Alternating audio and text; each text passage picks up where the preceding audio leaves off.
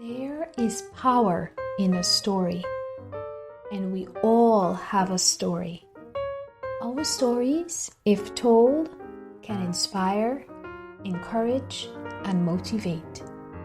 Hi, I am Rhonda, and welcome to the Book of Lives.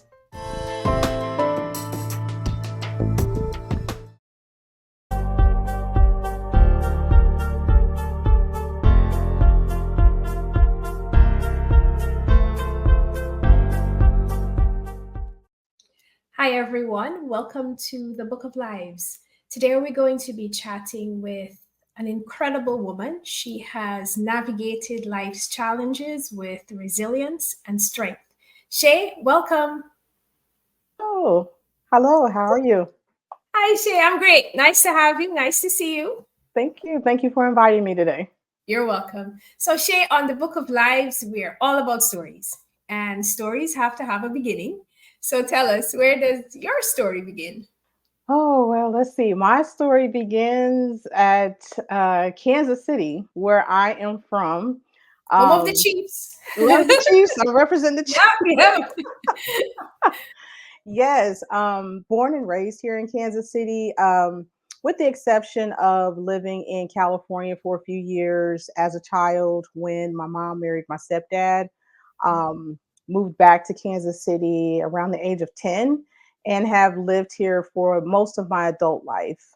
So, typical child, cheerleader, into music, dancing, and just had a really, normal childhood as an only child. So yeah, that's kind of where it starts. Awesome. Shay, you became a military spouse. Yes, yes. Yes. And I know they say when someone begins to serve or when someone enters the military, it's not just them that's serving, it's their family as well. Tell us Yes. about that. How did you, navigate that sort of life?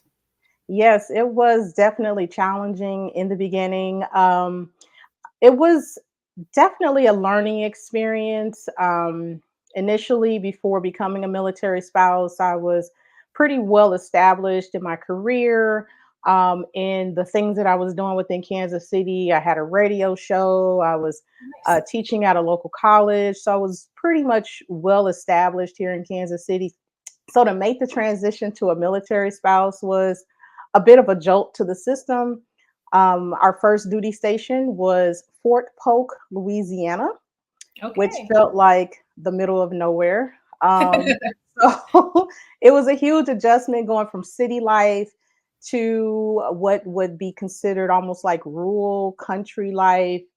No family, no friends, and even being that I was really driven in my career, the opportunities to continue on, they weren't there. And that's a learning experience. That's something that no one can really prepare you for, when you feel that you've gained a lot of experience, you've earned, gone through getting your education, and then you shift into becoming a dependent, essentially, and Mhm. trying to either reinvent yourself or reestablish where you were. It's definitely a bit of a challenge in that.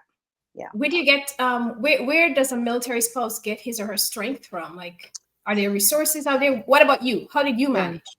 I had to step way out of my comfort zone, in terms of one, connecting with other military spouses. There are resources that are available for military spouses to connect, um, and share either in fun activities or what, maybe it's employment. Maybe you're looking for opportunities for employment. There are resources for that. So there are tons of opportunities, and it also depends on the duty station. Each duty station is different. I was fortunate to be able to connect with some friends and create bonds that these people are now considered family. I still keep in touch with the folks that I've connected with. So, and then also staying grounded in my faith. I mean, that is a huge part of me. It's a huge part of how I was able to navigate some of those challenges being a military spouse. And then, eventually having my wonderful daughter, along the journey. Yes. So, definitely all of those things combined help to make the journey not as difficult, but there are going to be challenges, in whatever you decide to do in terms of that life. So yeah. Yeah. So a couple years ago, Shay, in the height of the pandemic, when everybody's trying to, prevent themselves from catching COVID, shelter in place, isolation, you received some life-changing news. Tell us about I that. did. I did actually. 2022. I was diagnosed with breast cancer, and so it was definitely something that I was blindsided by that. Unfortunately, my dad's side of the family, there's a history of various types of cancer on my dad's side. That same year, earlier in 2022, my mom was diagnosed with breast cancer. So I was able to support her along her journey. And then when I got the news, it's definitely different when you're in the front seat. Yeah. And you have to think about so many different things, especially me having a young child. The conversation is different than when my mom had the conversation with me. Yeah. Um, so trying to process that, trying to essentially look my mortality in the face. Hmm. It's definitely difficult to not understand, and then you research and you try to figure out, well, how can I um, you know, stay healthy? How can I make sure that I'm advocating for myself in the healthcare system? How can I do these things and still, maintain some sense of normalcy, work and day to day life? It was definitely a challenge, but I'm very thankful. Again, I stay grounded in my faith. I have a great support system, and then I had and still have a great healthcare team because the journey never ends Never ends. completely.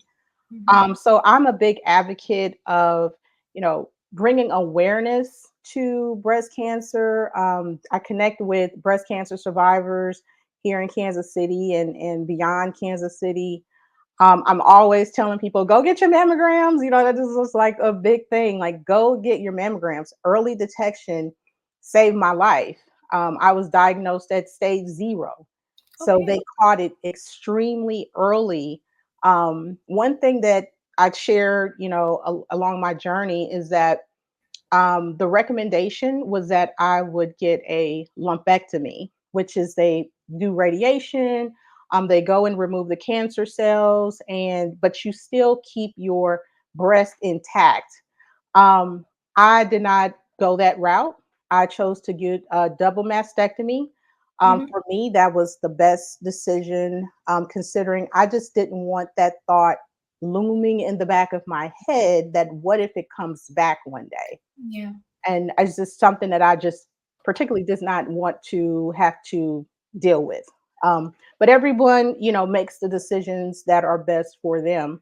And so that's kind of where I am now, just making sure that I continue to promote mammograms, taking care of yourself. Self care is a big deal. Mental health, Hmm. definitely, something you have to make sure that you stay grounded, stay focused, positive energy, you know, um, all those things really matter when you're going along the journey.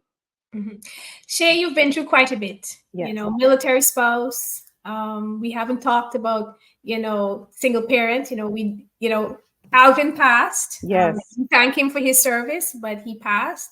And then breast cancer, COVID. How has all this changed your outlook on life? It has made me appreciate all of the little things, the big things. As you mentioned, being a single parent, and I like to say a solo parent, it's definitely challenging, but it's still, I make sure that my daughter has all of the things that she needs in terms of love, support. Again, her mental health. I mean, she's young, but she still needs to understand that mental health is very important.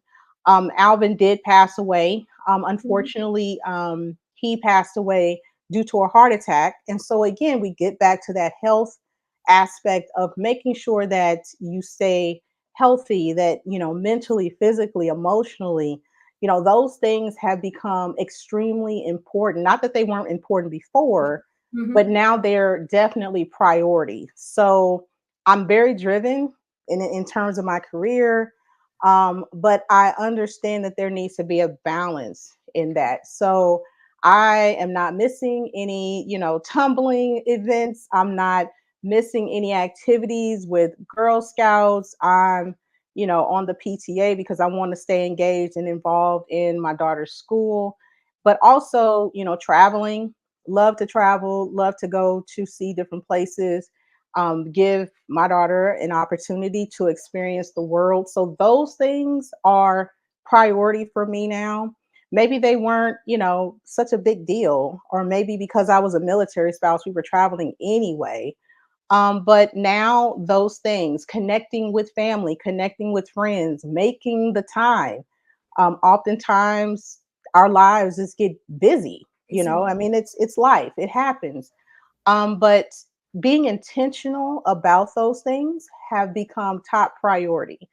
Um, with my daughter's dad, with Alasia, again, going back to that resilience, moving to Hawaii, that was one of actually our last duty station together.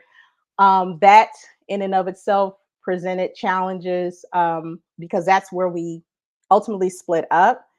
That was another layer of, challenge that I had to deal with, navigating a different area, Mm-hmm. thousands of miles away from my family, with well, she was a toddler, but, a 1 year old.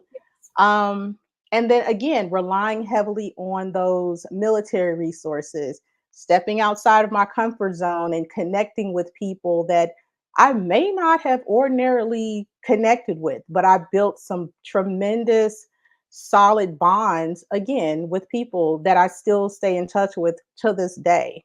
As you know, I'm not a stranger to going and visiting, just, hey, let's connect, let's keep the Yes. kids connected, that type of thing. Those things are very important to me, especially considering some of the challenges that I've had, with life, and still Yes. being able to stay positive and still push forward. Like I said, again, staying grounded in my faith has really helped me along the way. I love your story. I love the fact that you've encountered so much, but yet you've overcome so much. Yes. What advice would you give to, people listening, or to anyone who feels that they're up against something that's insurmountable? My advice would be to focus on the things that matter the most, meaning yourself. You have to keep yourself intact before you can really do anything else. I found a passion in Zumba. That was my outlet. If you can find some creative outlet, something that helps you, um, just decompress and just really focus on your self care.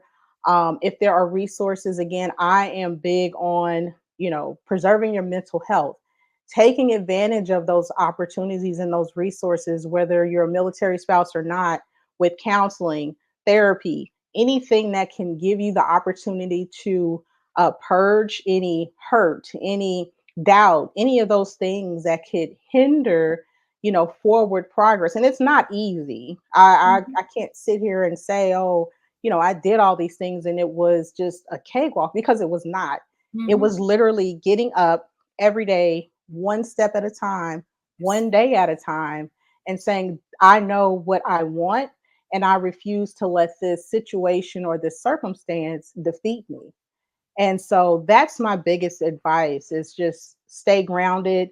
Um, Lean on those people that are willing to support you. I mean, not, broadcasting all of your business to the world, but at least those people that Yes. really have your best interest at heart. Lean on those people. It's There's no shame in asking for help, especially for those that are truly invested, in your well-being. So Mhm.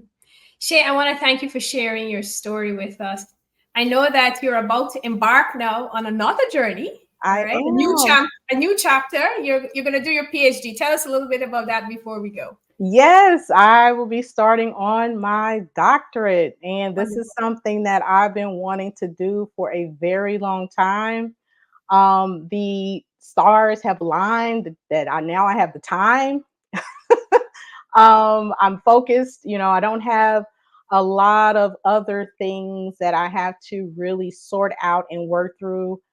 So now I can focus my energy on, you know, uh, going through my education and going through that process, and I'm looking forward to it. I'm a little nervous. I won't lie, I'm a little nervous, but I think with my daughter Alasia, I think she's looking at me, and not only do I want to be a walking example of, hey, go for the things that you want to do, but also I want her to be proud of me.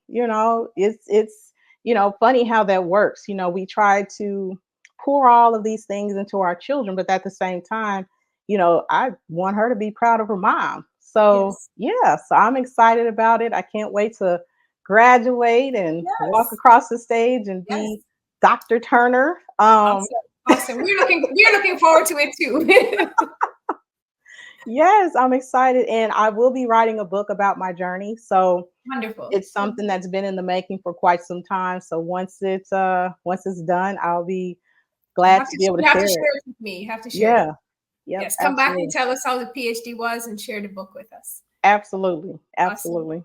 Shay, thank you so much for everything. Thanks for talking with us. Best wishes with the PhD. Thank I'm looking you. forward to cheering you on as you collect that certificate, and looking forward to addressing you as Dr. Turner. Thank you. Thank you. Thank you. For those of you who are watching, thank you. And until next time, stay inspired.